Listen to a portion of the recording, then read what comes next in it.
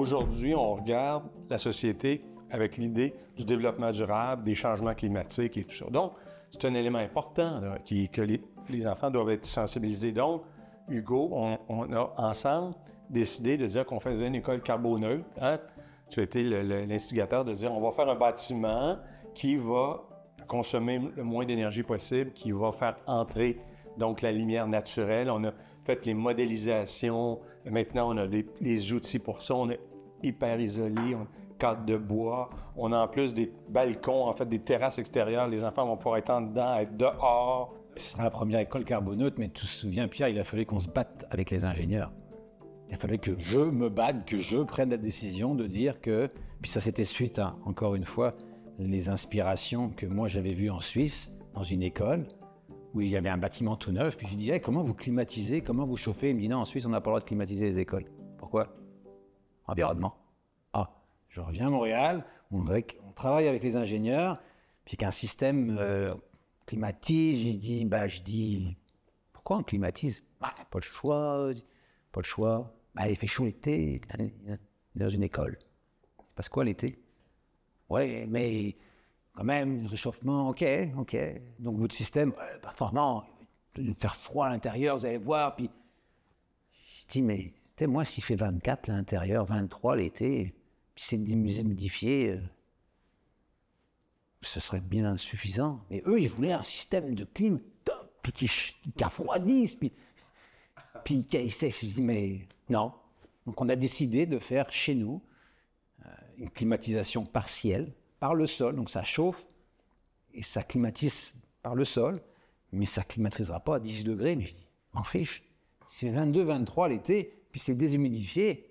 Puis si on veut faire quelque chose pour l'environnement, il faut à un moment donné sacrifier quelque chose. Parce que si on dit, moi je veux quand même partir 4 fois en vacances, puis je veux le chalet, puis je veux... Puis à un moment donné, regarde, il faut qu'on restreigne un peu. Ben, si nous, notre côté, à l'école, on est capable de dire, on est dans un bâtiment, ben ouais, peut-être que 6 jours dans l'année, il va faire 27 pour avoir un peu chaud.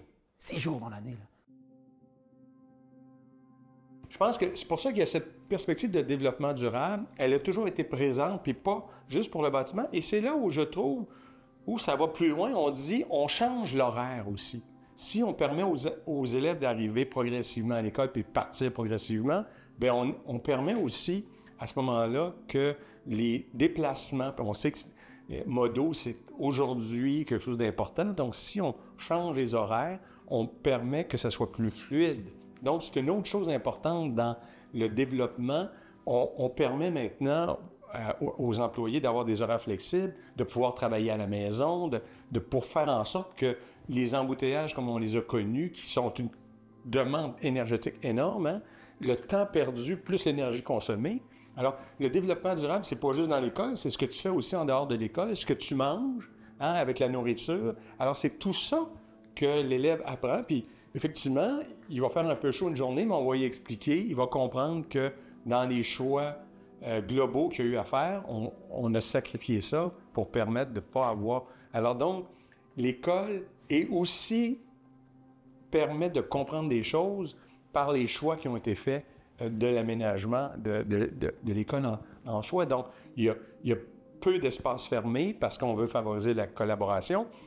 Si on veut instaurer, je dirais, des nouveaux rituels pour sortir de ceux qui sont là, comme tu dis, presque depuis 100 ans, bien, il faut avoir cette vision-là de dire on modifie les choses, on modifie l'environnement, on modifie la pédagogie, puis on fait ça avec des gens qui sont aussi motivés à le faire.